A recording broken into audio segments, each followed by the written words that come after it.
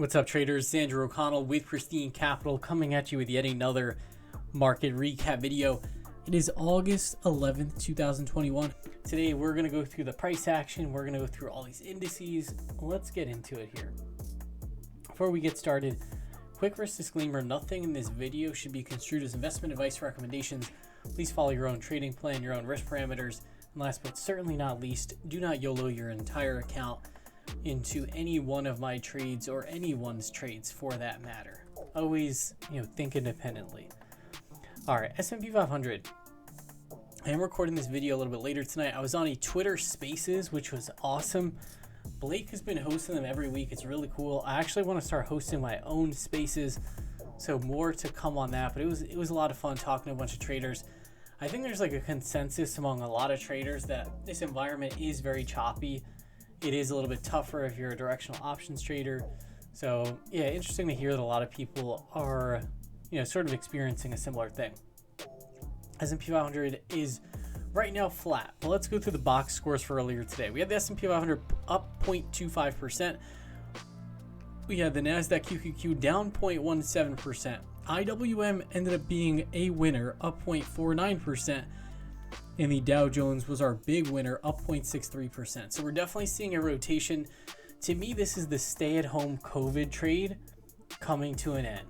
We had 2 months of glory where it was like Docusign, Shopify, like all these like e-commerce plays that were really doing well. A lot of those came under fire today. So yeah, you can see S&P 500 put in a really nice green candle. And it just seems like we continue to chop, but I don't really think there's many sellers out there. So we just continue to resolve to the upside, which, for me, that is okay. We also had, before I forget, inflation data came out this morning. We had our inflation year over year, month over month. It came out pretty much in line with expectations, but it was still very elevated. So yeah, we had NASDAQ as our weakest of the indices, and you can see it's trading down overnight as well. We did not close on the lows. We closed above this monthly value area high, but we'll have to see how this trades tomorrow. The big sleeper, and shout out to Jake from TrendSpider for bringing this one up on our spaces. These small caps, they continue to remain buoyant. They continue to remain strong, and it looks as though they might test this monthly value area high and even, potentially break out. So I'll definitely be watching the small caps, and you can see after hours they're trading up 0.04%. Not really any crazy change there.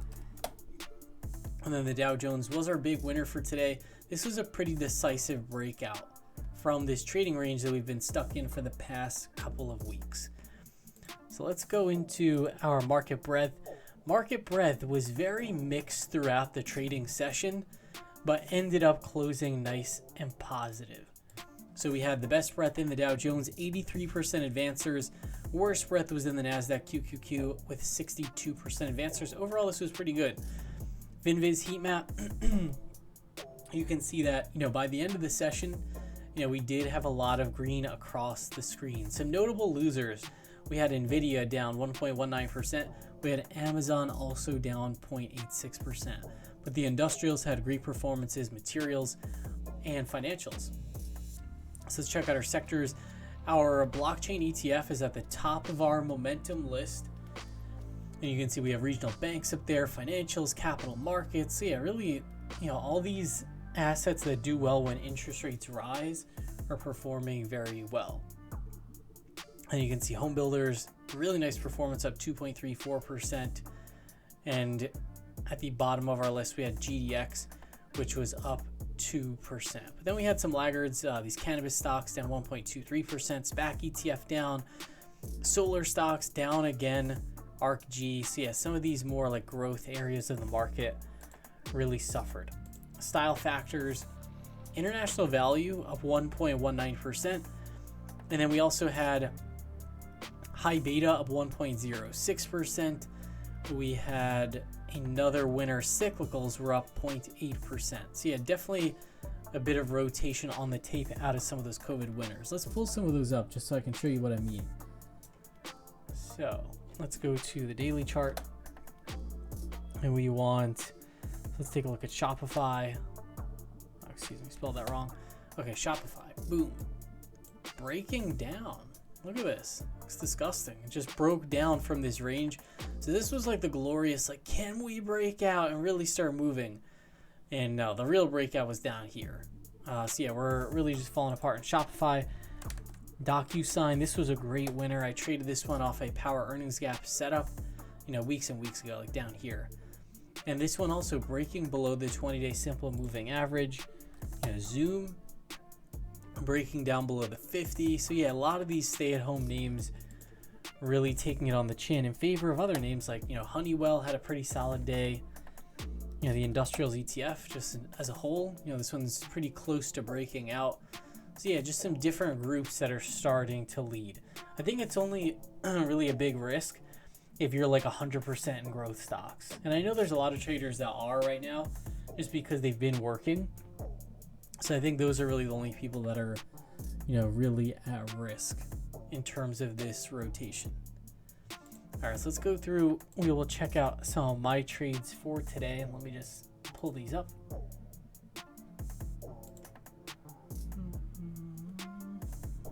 And really what I've been doing just in this very choppy tape is just trying to take my stops very quickly.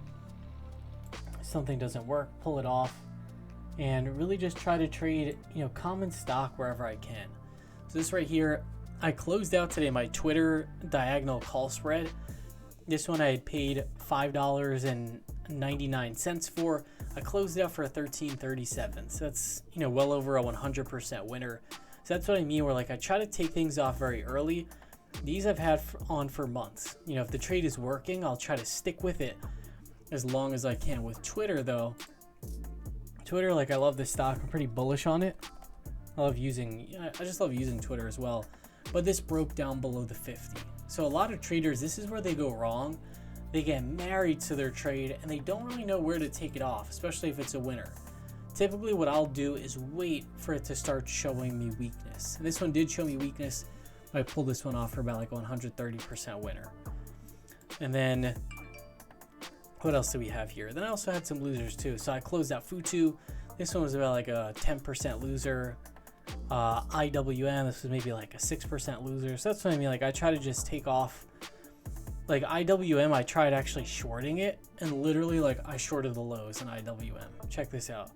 So I shorted it, and it just goes to show like, I make mistakes, just as much as anybody else. IWM, I'm loving this candle for tomorrow, but for a while there, it looked like it was going to break down. I shorted it pretty much into this red candle below this 200-week simple moving average. And as soon as I saw this thing started pushing higher, I was like, I'm out. So yeah, I'll stop it very quickly. So yeah, I stopped out of IWM. And then I sold a put spread in BP.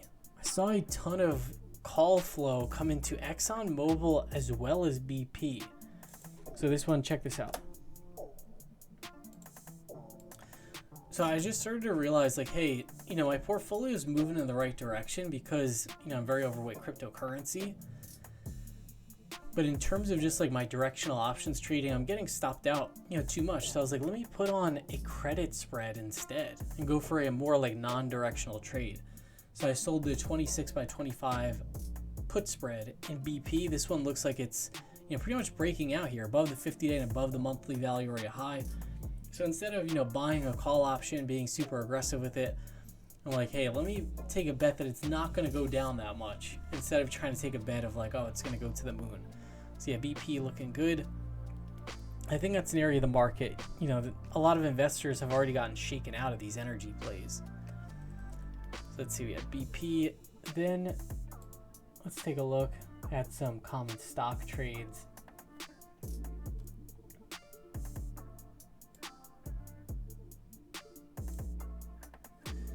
So I took some Upstart shares, right off the open. I thought this one might just have like a really powerful move to the upside.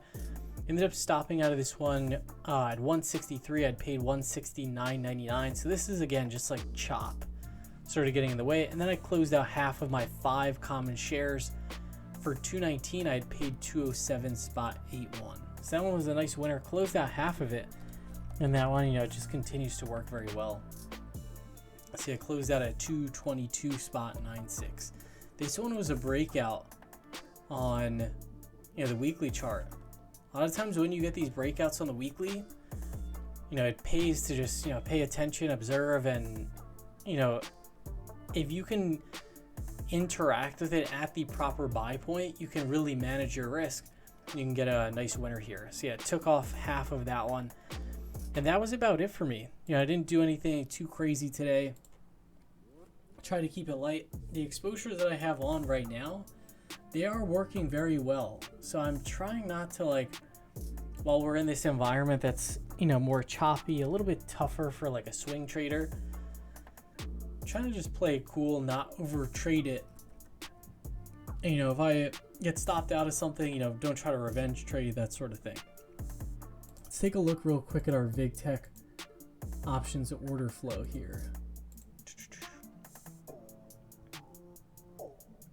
Let's pull this up. Let me go to VigTech.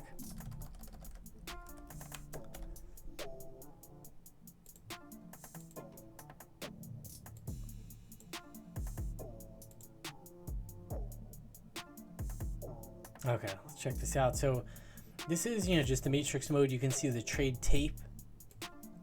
Let's jump over to our options races and you'll see something kind of interesting. So let's go to today's combined flows. Watch the race closely. So we have Moderna at the top.